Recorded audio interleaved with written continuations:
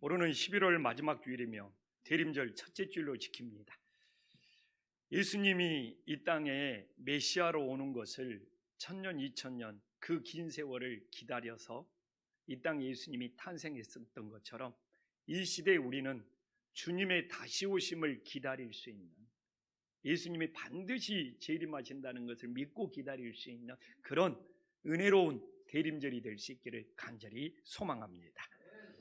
오늘 시편에서 이 아삽이라는 찬양을 지휘하는 이 아삽이라는 시인이 굉장히 고민에 빠졌습니다. 자기가 알고 있는 하나님이 있었거든요. 1절에 보면 자기가 알고 있는 하나님은 1절에 어떻게 나와 있죠? 마음이 정결한 자에게 선을 행한다는 것. 자기가 알고 있는 하나님이에요. 근데 현실은 그렇지가 않는 거예요. 현실은 분명히 마음이 정결한 자에게 하나님이 선을 행하면 예수님 믿는 사람들이 잘 돼야 되는데 3절 봐보십시오. 오히려 악인들이 잘 되고 악인들이 형통하는 거예요.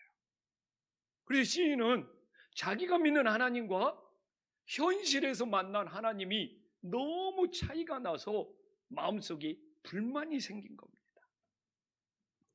그래서 시인은 어떻게 내가 믿는 하나님과 이 세상은 이렇게 잘못되어서 돌아가냐고, 너무 신앙의 혼란을 겪고 있는 거예요. 그래서 오늘 이 1절에서 15절까지가 그 긴 15구절, 왜 나는 이런 하나님을 믿고 있는데 세상은 이 모양 이 꼴이냐고 시인은 불평과 불만을 털어놓고 있습니다. 사실 이게 시인의 마음뿐만 아니라 오늘을 살아가는 우리들의 마음도 그럴 수 있습니다. 내가 믿는 하나님은 이런 하나님인데 세상은 왜 이렇게 잘못되어서 돌아가느냐? 진짜 하나님 살아계시는 거 맞습니까? 이런 마음을 우리들이 가질 수 있거든요. 근데 시인은 그 혼란이 너무 심하니까 13절에 봐보십시오. 어떻게 나와 있으면 내가 지금까지 믿는 하나님 진짜 헛되도다. 아니, 내가 믿는 하나님 진짜 없는가 보다. 내가 믿는 하나님 세상에서 역사하지 않는가 보다 하면서 나 지금까지 신앙생활한 거 다 헛된 거야. 나 지금까지 교회 다닌 거 다 헛된 거야 하면서 실족할 뻔했다고 합니다. 혹시 우리도 이 코로나 속에서 내가 정말 신앙생활하고 있는 거, 교회 다니고 있는 거, 세상이 이렇게 코로나가 끝나지 않고 계속되는 거 보니까 진짜 하나님 살아계시는 거 믿어? 맞아? 나 정말 혹시 내 신앙 헛된 거 아닌가? 내가 혹시 교회 다니는 거 헛된 거 아닌가? 이게 바로 시인의 마음이 될 수 있다는 겁니다. 근데 그렇게 자기 믿음과 세상의 모습이 다르다고 원망하고 불평하면서 자기 믿음이 헛되도다고 실족할 뻔했던 시인이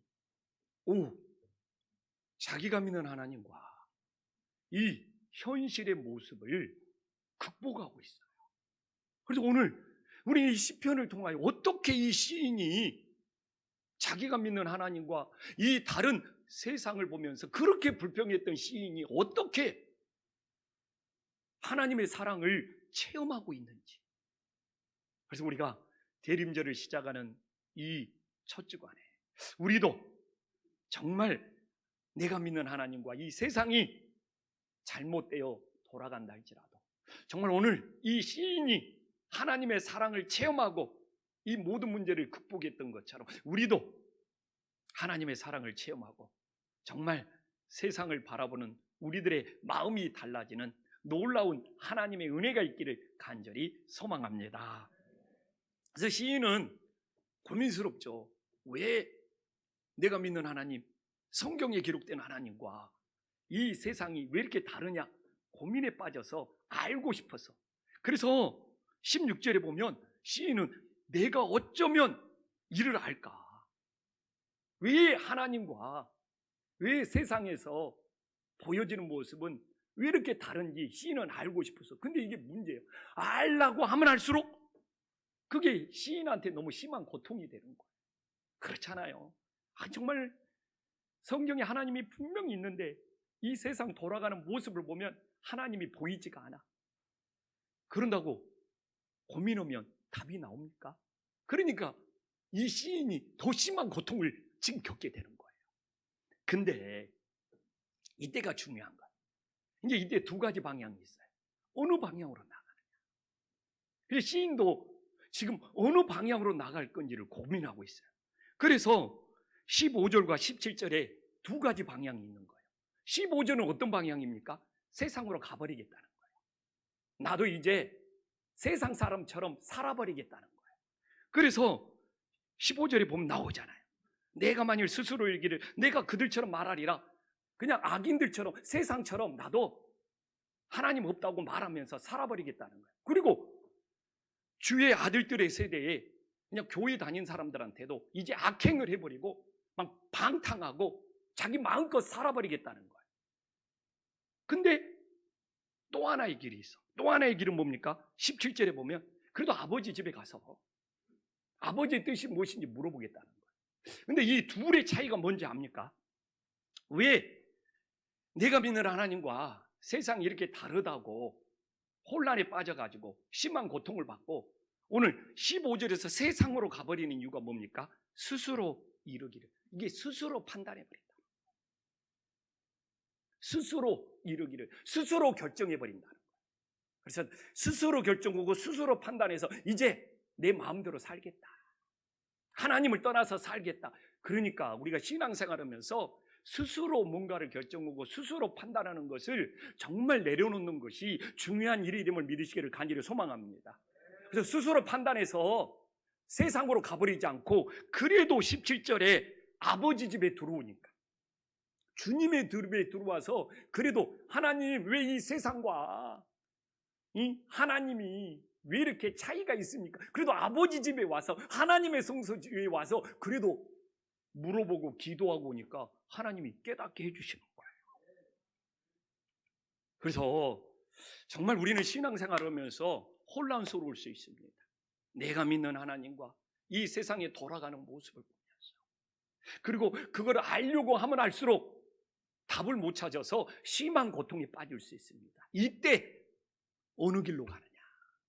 시인은 이걸 우리에게 전해주는 거예요. 스스로 결정하고 스스로 판단해서 세상으로 가는 것이 아니라 그럴지라도 아버지 집에 와서 왜 세상에 이 모양 이 꼴이냐 물어보면 하나님께서 깨닫게 해주시는 놀라운 은혜가 있음을 믿으시기를 간절히 소망합니다. 그래서 아버지 집에 와서 이 시인이 세상에 왜 이 모양 이 꼴이냐고 물어보니까 아버지가 깨닫게 해주시는 거예요. 17절에 나와 있잖아요. 아버지가 어떤 거? 와, 종말이 다른 거예요. 놀라운 깨달음 아닙니까? 그들의 악인들의 종말을 깨닫는 거예요. 그런데 시인은 뒤통수를 한 대 맞았어요. 내 눈에 보이는 것이 전부가 아니구나. 악인들이 세상에서 번성하는 것이 전부가 아니라 그들의 결말이, 그들의 종말이 하나님 앞에 심판을 받는다는 것을 깨닫게 된 거예요. 이게 얼마나 놀라운 깨달음입니까? 그러니까 오늘도 세상이 내 눈에 보이는 것이 전부가 아니라는 것을 알아야 돼요. 근데 요새는 그냥 자기가 막 보고 들은 것이 전부인 것처럼 생각하잖아요. 그런 착각에 빠지면 안 됩니다, 진짜. 그래서 이 시인이 드디어 깨달은 거예요. 악인들이 세상에서 잘되고 내 눈에 보이는 이 세상의 모습이 전부가 아니고 반드시 하나님께서 마지막 날에 그들을 심판한다는 놀라운 사실을 깨달으면서 시인이 회개하는 거예요. 이처럼 내가 보는 것이 옳아, 내가 보는 것이 전부 맞아 스스로 판단하는 사람은 하나님 앞에 회개하지 않습니다. 근데 내 눈에 보이는 것이 전부가 아니고 하나님께서 반드시 마지막 날에 하나님 앞에 심판이 있겠구나. 그러면 자기도 심판을 받는 거잖아요. 악인들만 심판을 받는 것이 아니라 자기도 하나님 앞에서 마지막 종말에 심판을 받아야 되는 거잖아요. 그럴 때 하나님 앞에 회개하는 은혜의 역사가 있음을 믿으시기를 간절히 소망합니다. 그래서 시인이 드디어 회개를 합니다. 어떻게 회개를 하느냐? 21절 우리가 오늘 읽었잖아요. 이게 시편 73편에서 제일 중요한 말씀이에요. 이게 그렇게 은혜로운 말씀이에요. 이 말씀으로 변화된 인생들이 너무 많은 거예요. 내 마음이 산란하여 내 양심이 찔렸나이다. 여기서 산란하다는 말은 우리 성도님 말되잖아요. 뭐 산란기, 막 알이, 짐승들이 알이 막 많이 해가지고 알을 낳기 전에 배가 부풀어 올라가지고 산란기다. 우리 짐승들한테 새끼가 낳기 전에 막 배가 부풀어 오를 때 짐승들한테나 이렇게 뭐 개구리 같은 경우는 산란기다, 산란기다 이런 말 쓰잖아요. 그러니까 이게 산란하다는 것은 굉장히 부풀어 올랐다는 거예요. 지금 시인이 세상이 왜 이 모양 이 꼴이냐고, 하나님은 진짜 살아계시는 것이 맞냐고 막 그 불만이 배가 터질 듯이 부풀어 오르는 거예요. 근데 여기서 중요해. 터져버리면 실족하는 거예요. 터져버리면 하나님 떠나는 거예요. 터져버리면 넘어지는 거예요. 근데 우리 그런 거 있잖아요. 물집이 잡혀가지고 부풀어 올랐을 때 바늘로 톡 찍어가지고 그 물집을 짜내면서 진정시키고 안정시키는 것이 자기 양심을 찌른 거예요. 우리가 그 고름이 막 터질 듯이 올라왔는데 그게 뻥 터져버리는 것이 아니라 살짝 건드려서 그걸 잘 짜내는 것이 양심이 찔리는 거예요. 그래서 시인은 세상을 향한 불만, 하나님을 향한 불만이 부풀어 올라가지고 그 산란한 마음이 뻥 터져버리는 것이 아니라 아버지 집에 와서 하나님의 말씀을 듣고 이게 찔렸다는 것은 그 고름을 짜내는 수술을 받은 거예요. 은혜로운 수술을 받는, 그러니까 진정이 되는 거예요. 평안이 찾아오는 거예요. 그래서 오늘도 우리 성도님들이 세상에서 많은 일들을 겪었습니다. 그래서 억울하다고 산란한 마음이 부풀어 오를 수 있고, 속상하다고 산란한 마음이 부풀어 오를 수 있고, 내 인생이 왜 이렇게 어렵냐고 산란한 마음이 부풀어 오를 수 있어요. 근데 그것이 뻥 터져버리면 우리 인생은 넘어지는 거예요. 그럴 때 아버지 집에 와서 그 산란한 마음을 하나님의 말씀으로 찔러서 짜내고 도려내고, 정말 그래서 터지지 않고 진정되고 안정될 수 있는 놀라운 은혜의 역사가 있기를 간절히 소망합니다. 그래서 목회자의 역할 중에 중요한 거 하나가 하나님의 치유자가 돼야 돼요. 근데 지금 한국교회가 오히려 막 세상에 대한 불만 이런 것들을 오면서 성도님들의 마음을 막 산란하게 더 부풀어 오르는, 그래서 막 뻥 터져가지고 불만을 표출하게 만드는 그런 일이 되면 교회가 하나님의 치유자의 사명을 잃어버리는 거예요. 교회는 어떤 세상에 대해서 불만으로 산란한 마음으로 부풀어 오는 사람이 올지라도 하나님의 말씀에 찔려서 그 고름들이 다 도려내고 나와서 하나님 앞에 진정되고 안정되어서 매뉴와 하나님의 안식과 평화를 누릴 수 있는 놀라운 역사가 있기를 간절히 소망합니다. 그래서 저는 우리 오늘 가정에서 예배드리든 교회에서 예배드리든 지금 제가 수술하는 거예요.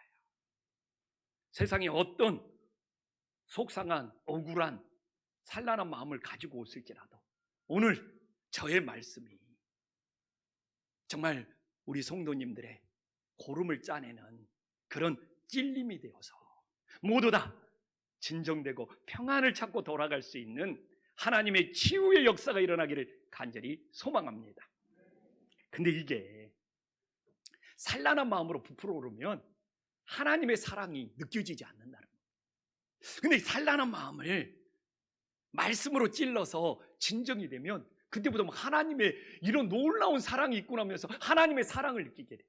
그래서 가끔 성도님들이 목사님 저는 교회를 다녀도 하나님의 사랑이 느껴지지 않아요. 왜? 산란한 마음으로 부풀어 올랐기 때문에. 그래서 오늘 그 산란한 마음을 말씀으로 찔러서 한번 진정을 시켜보십시오. 와, 이런 하나님의 놀라운 사랑이 있겠구나 온몸으로 느낄 수 있어요. 그래서 시인이 이제 산란한 마음이 찔려서 진정되고 평안을 찾았어. 그러니까 오늘 2절과 23절을 봐보십시오. 산란한 마음이 부풀어 오르실 때는 자기 인생이 막 넘어질 것 같고 자기 인생이 미끄러질 것 같은 불안한 인생이었어요. 그러니까 막 또, 야, 내 인생 왜 그러느냐? 왜 이렇게 불안해? 나 언제 넘어질지 모르고 언제 미끄러질지 몰라. 오, 이거 코로나가, 나 코로나 때문에 내 인생 미끄러지면 어떻게 되느냐? 막 불안하고 그런 원망이 닥치니까 막 산란한 마음이 부풀어 오는 거예요. 근데 마음이 찔려서 수술을 받았어요. 진정이 됐어. 그러니까 23절 봐보십시오. 내가 항상 주와 함께하니 주께서 내 오른손을 붙드셨나이다. 얼마나 놀라운 변화예요. 미끄러진다 넘어진다 했던 사람이, 이 시인이 그때는 마음이 막 산란해갖고 부풀어 오는 거예요. 그게 찔려서 진정이 되니까 봐보시오. 항상 뭐 지금부터가 아니라 예전부터 항상 하나님이 함께 하시고 붙들어 주시고 있었다는 거예요. 근데 마음이 산란해서 부풀어 오르면 그걸 모르고 살아. 하나님의 사랑을 체험할 수가 없어요. 우리 주님께서는 코로나 때 우리를 버려두시는 것이 아니라 정말 하나님이 코로나 때도 우리와 함께 하시고 우리를 붙들어 주시는 놀라운 사랑의 하나님이 됨을 믿으시기를 간절히 소망합니다. 오늘 이 2절과 23절을 봐보십시오. 오늘 얼마나 놀라운 사랑의 체험이 있습니까? 그렇기 때문에 우리는 꼭 하나님의 성소에 와서 이 산란한 마음이 찔려서 치유를 받을 때 내 인생 미끄러진다, 내 인생 넘어진다, 그런 인생이 아니라 정말 하나님이 항상 함께 하셨고 나를 붙잡아 주시고 있는 그 사랑에 우리들이 감사하며 그 주님을 의지할 수 있음을 다시 한번 깨달을 수 있기를 간절히 소망합니다. 또한 봐보십시오. 마음이 산란했을 때는 14절에 사는 것이 재미가 없어. 근데 바늘을 찔려서 치유받으니까 24절에는 어떤 역사가 일어납니까? 주의 교훈으로 나를 인도해 주시는 거예요.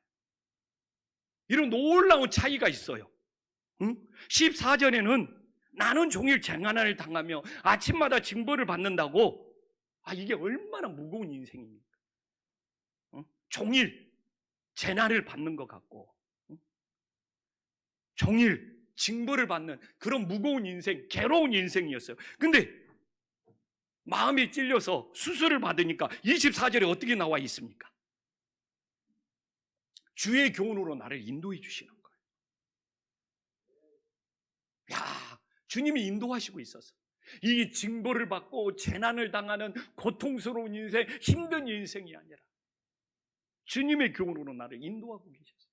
근데 제가 이야기했잖아요. 성경에 나오는 시험에도 세 가지 뜻이 있듯이 교훈에도 세 가지 뜻이 있다. 오늘 나온 이 교훈은 무슨 뜻이냐? 이 교훈의 뜻을 알면 하나님의 놀라운 사랑을 알아. 제가 이야기했죠. 어느 것이 더 중요하느냐? 이걸 가르쳐주는 것이 티치의 교훈. 제가 시편 132편 성전에 올라가는 노래 때 나누었잖아요. 그리고 주의 계명을 가르쳐주는 것, 십계명, 이게 프리셉트의 교훈. 근데 오늘 이렇게 막 찔려갖고 아픈 이 시인을 고쳐주는 교훈은 영어 성경이나 원어를 보면 카운셀의 교훈이에요. 우리가 알잖아요. 카운셀의 교훈은 치유, 힐링, 상담. 얼마나 놀라운 하나님의 사랑입니까? 이 뻥 터져버리면, 산란한 마음이 뻥 터져버리면 수술도 못해요. 그걸로 실족하고 끝나는 거예요. 근데 산란한 마음이 찔려서 시인이 아프잖아요. 그러니까 하나님이 카운셀의 교훈으로 인도해 주시는 거예요. 이 카운셀을 알잖아요. 치유하시고 위로하시고 정말 회복시켜주는 그 사랑으로 인도하고 계시는 거예요. 이 시인이 마음이 산란하여 부풀어 오를 때는 자기가 징벌받고 버려져 있는 것 같은 그런 패배자 같은 인생이었는데 하나님의 사랑으로 찔림받고 회개하니까 주님이 자기를 인도하고 계셨어요. 그것도 자기의 아픈 마음을, 자기의 찔린 마음을 카운셀링으로 위로하고 치유하면서 자기를 인도하고 계셨어요. 이 얼마나 하나님의 놀라운 사랑입니까? 이처럼 오늘 이 시편이 중요한 것이, 우리의 인생이 마음이 산란하여 부풀어 올라버리면 주님의 사랑이 느껴지지 않는다니까. 그래서 저의 사명이 뭐냐? 우리 성도님들의 산란한 마음을 말씀으로 찔러서 치유하여 하나님의 사랑을 느끼게 만드는 거예요. 하나님의 사랑을 체험하게 만드는 것이 목회자의 사명이거든요. 근데 그 고름을 짜기 위해서, 물집을 짜기 위해서 그걸 찔러서 그걸 거부해버리면 안 되잖아요. 그걸 거부해버리면 안 되잖아요. 그래서 시인이 막 산란하면 또 하나 있잖아요. 11절에 응? 하나님까지 판단하는 거예요. 11절에 보면 하나님까지 판단해버려. 야, 이 산란한 마음이 무서운 거예요. 세상의 모든 걸 자기가 다 평가하고 판단해버리는 거예요. 야, 하나님이 이 세상 돌아가는 거 어떻게 알아? 응? 하나님은 지식도 없어. 하나님까지 평가해버리는 정도 되면 지금 모든 것이 불만이고 모든 것이 자기 안 된다고, 자기 마음대로 안 된다고 다 난도질하고 있는 거예요. 야, 근데 산란한 마음이 찔리니까 어떻게 되는 거예요? 22절에 회개하는 거예요. 주님, 내가 판단했던 거, 내가 다 아는 것처럼 말했던 거, 하나님 앞에까지 함부로 했던 거, 나는 이같이 우매무지함으로 주 앞에 짐승입니다. 이렇게 겸손하고 낮아지는 거예요. 그래서 내가 아는 것이 전부가 아니라니까요. 내가 판단하는 것이 전부가 아니라니까요. 어떻게 보면 오늘 내가 알고 있는 하나님, 내가 믿고 있는 하나님이 전부가 아니에요. 그것보다 더 크신 하나님이에요. 근데 마음이 찔려서 회개했잖아요. 그러니까 자기가 우매무지하고 짐승 같다고 겸손하고 낮아지는 거예요. 그래서 예수님 믿는 사람이 다 아는 것처럼 말하고 다니면 안 돼요.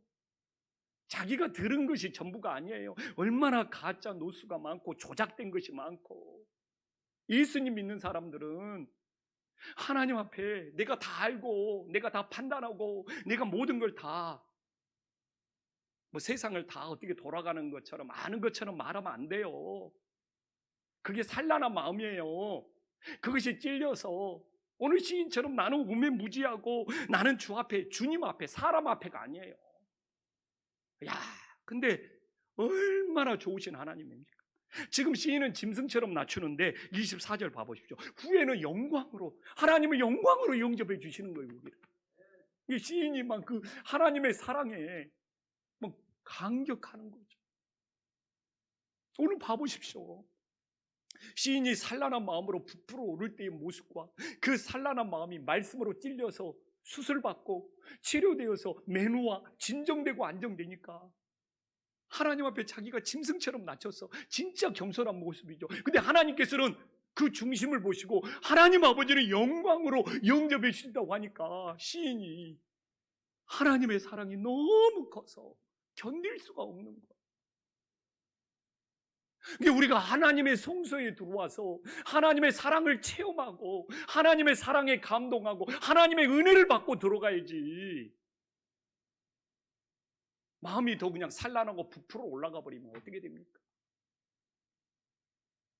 그래서 이 산란한 마음이, 이 양심이 찔려서 진정되고 매노화가 되어야 되는 거예요. 안식이 되어야 되는 거예요. 평강이 되어야 되는 거예요.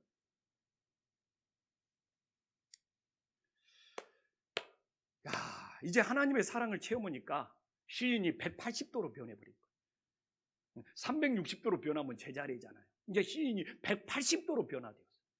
이게 우리가 변화되기는 유일한 방법은 하나님의 사랑을 체험해야 되는 거예요. 오늘 시인처럼 하나님이 나를 미끄러지지 않게 붙들어 주신다. 오늘 이 시인처럼 정말 하나님께서 내가 짐승처럼 낮출지라도 하나님의 영광으로 우리를 영접해 주신다.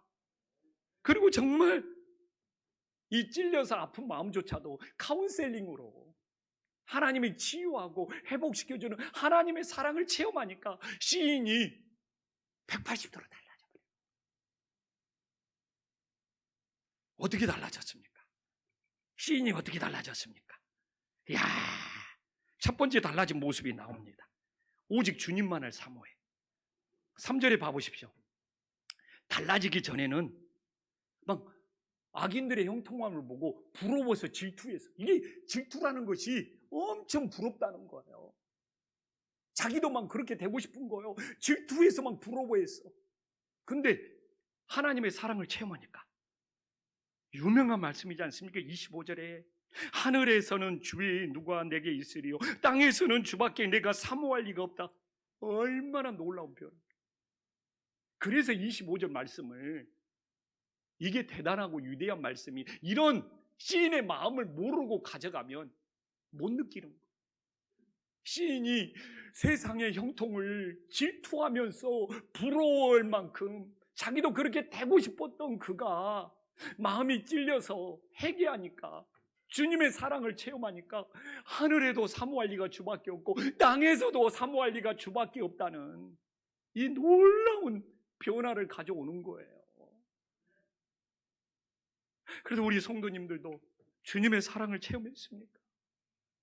그러면 이제 세상 거 부러워하고 세상 거 막 질투하고 세상 거 나도 그렇게 되고 싶다가 아니라 이제 나에게는 하늘과 땅에서 주밖에 사모할 리가 없다고, 이런 놀라운 변화가 일어나는 거예요. 그 시인의 마음을 알기 위해서는 우리도 하나님의 사랑을 체험하는 놀라운 역사가 있기를 간절히 소망합니다. 또 시인이 어떻게 180도로 변화되었습니까? 그래서 오늘 시편 말씀이 위대한 말씀인 거예요. 내 양심이 찔려야 돼요. 7절에 봐보십시오. 야, 육신의 만족. 여기서 육신의 살찜은 지금처럼 보면 안 됩니다. 이게 굉장히, 그 당시는 이게 살찌는 것이 부의 상징입니다. 지금도 이렇게 북한은 그런다고 그래요. 이렇게 배가 나오는 것이 귀족층으로, 로얄층으로 인정된다는 거예요. 근데 시인 당시에는 살찌는 것이 로얄층이고 부유층이었어요. 육신의 만족. 그래서 그들의 소득은 뭐라고 나옵니까? 마음의 소원보다 막 많다는 거예요. 근데 하나님의 사랑을 체험해 보니까 26절에 나오잖아요. 영원한 분깃이 보이기 시작합니다. 그래서 여기서 육체의 살찜은 제가 말했잖아요. 나는 부유층이다, 나는 로얄층이다, 당신은 그것을 알리는 모습이었어요. 우리 잘 알잖아요. 비너스, 미의 여신도 이 통통하고 둥글둥글하다고. 지금 시대가 바뀌어서 그런 거예요. 그래서 비너스 상은 진짜 여성들이 이렇게 아기를 잘 낳을 수 있도록 통통하고 이렇게, 그런 것이 지금 시대가 바뀐 거라 그런 거죠. 근데 이제 막 육신이 살쪄서 나는 로얄층이다, 부유층이다가 아니고 어떻게 됩니까? 내 육체는 막 더 쇠약해가, 마음도 더 쇠약해가. 근데 뭐가 보여요? 영원히 보여. 영원한 하나님 나라가 보여. 시인이 얼마나 놀랍게 변하게. 이게 진짜 믿음이에요. 이게 하나님의 사랑을 체험해야지 가능해요. 오늘도 주님의 사랑을 모르면 세상에서 자기가 잘 되는 것을 과시하면서 살아야 돼요. 근데 하나님의 사랑을 체험하니까 자기 모습은 볼품없이 될지라도 영원한 분기, 영원한 하나님 나라가 자기 가슴속에 자리 잡는 거예요. 그래서 이런 신앙을 가지면 이제 포기할 수가 없는 거죠. 이 세상이 전부가 아니라 내 육신이 만족하고 내 육신이 살찌고 내 육신이 잘 되는 것이 아니라 영원한 분기, 영원한 하나님 나라가 자기 가슴속에 돌아오면 우리들의 삶이 바뀌는 거죠. 이게 하나님의 사랑을 체험할 때 가능한 거예요. 또한 어떻게 되었습니까? 이제 마지막 변화입니다. 세상의 복이 이제 완전히 하늘의 복으로 바뀌는 거예요. 12절에 봐보십시오. 세상의 복을 자랑합니다. 볼지어다. 이게 자랑하는 표현이거든요. 막 악인들이 항상 평안하라고 막 재물이 막 더욱 불어난다는 거예요. 엄청 자랑을 했습니다. 이게 마음이 찔리기 전에 일어난 거예요. 마음이 세상의 복을 자랑하는 거잖아요. 이게 복이라고 말하면 안 돼, 예수님 믿는 사람들은. 근데 오늘 제일 마지막 절 28절 봐보십시오.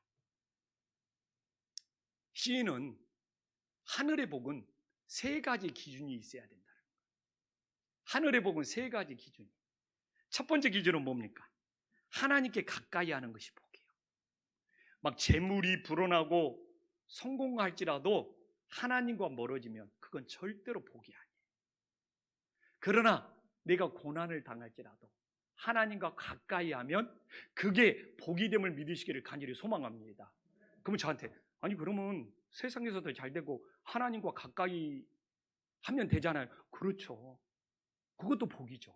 하나님과 가까이 하니까. 그러면 그 잘됨이 하나님을 위해서 쓰임받아 될 수 있겠죠. 이 기준은 세상에서 성공이냐 세상에서 실패냐가 아니라 어떤 거로든 하나님과 가까워지느냐.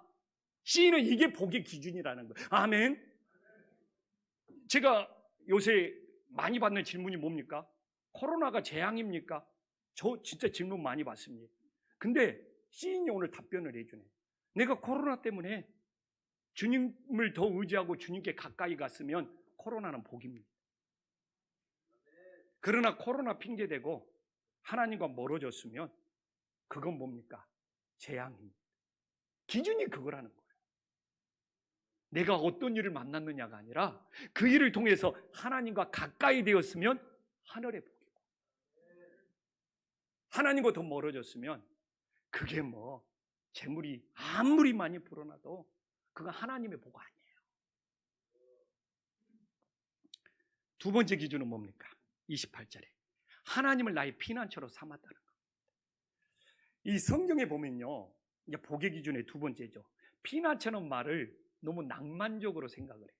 특히 MZ세대, 젊은 세대는. 근데 6.25를 겪은 세대는 이게 피난처가 생사가 달린 문제예요.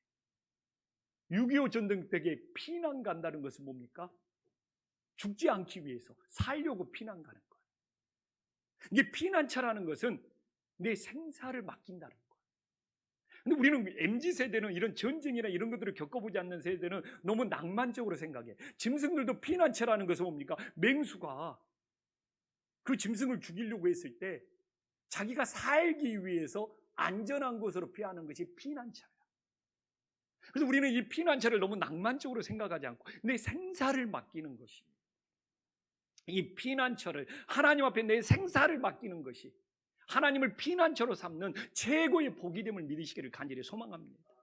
오늘도 우리가 예배하면서 내 생사가 주님께 달렸다, 주님을 나의 피난처로 삼고 예배를 드리는 거예요. 그래서 다윗이 하나님이 나의 피난처요, 나의 반석이라고 했을 때 어떨 때 쓰냐? 사울에게 막 쫓김당할 때, 압살롬이 반란을 일으켰을 때 하나님이 나의 피난처가 되는 거예요. 내가 살고 죽는 것이 하나님께 달렸다는 거예요. 근데 하나님을 피난처로 삼는 것이 쉽지가 않아요. 노후를 준비하는 것 보면, 또 막 우리 인생을 준비하는 것 보면, 한국 분위기를 보면은 부동산이 나의 피난처시고 주식이 나의 피난처고, 그걸 저는 하라 하지 마라가 아니에요. 중요한 것은 모든 내 생사의 문제는 하나님께 달렸다 하면서 하나님을 나의 피난처로 삼는 것이 진짜 복이라는 거죠. 세상 것은 달라지고 변할지라도 하나님을 나의 피난처로 삼으면 영원히 변함없이 우리를 지켜주심을 다시 한번 믿을 수 있기를 간절히 소망합니다. 또 하나 마지막 하늘의 복이 되는 기준은 뭡니까? 이 아삽 시인 탁월해요. 하나님께 가까이 하는 것이 복이고, 하나님을 나의 피난처로 삼는 것이 복이고, 마지막 하나 기준은 뭡니까? 주님의 모든 행적을 전파하는 것이 복이에요. 여기서 주님의 모든 행적은 뭡니까? 시인이 하나님의 사랑을 체험한 거예요. 체험했잖아요.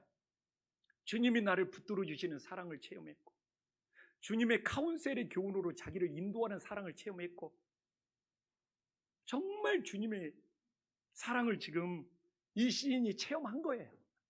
그래서 내가 체험한 주님의 사랑을 전하지 않고는 견딜 수가 없는 거예요. 이게 최고의 복이 됨을 믿으시기를 간절히 소망합니다. 그래서 오늘도 똑같아요. 자기가 하나님께 받은 사랑이 있으면, 주님께 받은 사랑이 있으면 그걸 막 전하고 싶은 거예요. 전하고 싶은 거예요. 저도요, 무슨 좋은 일이 생기잖아요. 그러면 제일 먼저 우리 집사람한테 전화 안 나가지고 여보 나 이런 일이 있어, 막 우리 집사람한테 전해주고 싶은 거예요. 그럼 우리 집에 또 전화했어? 응? 얼마 전화했는데 또 전화했어?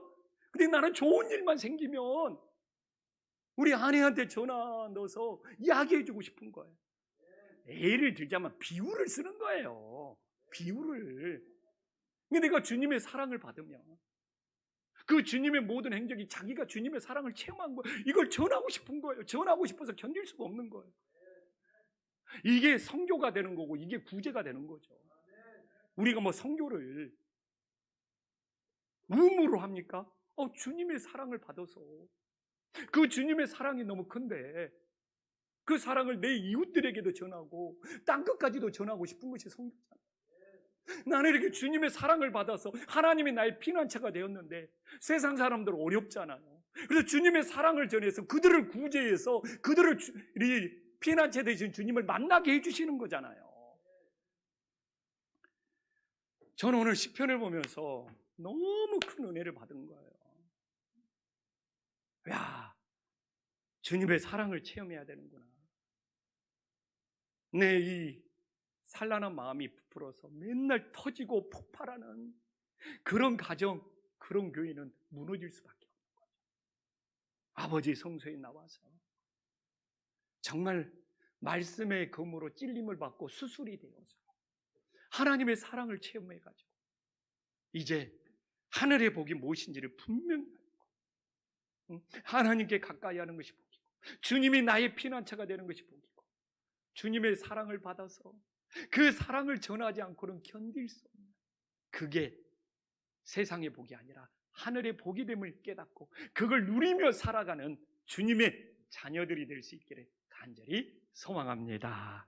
기도하겠습니다.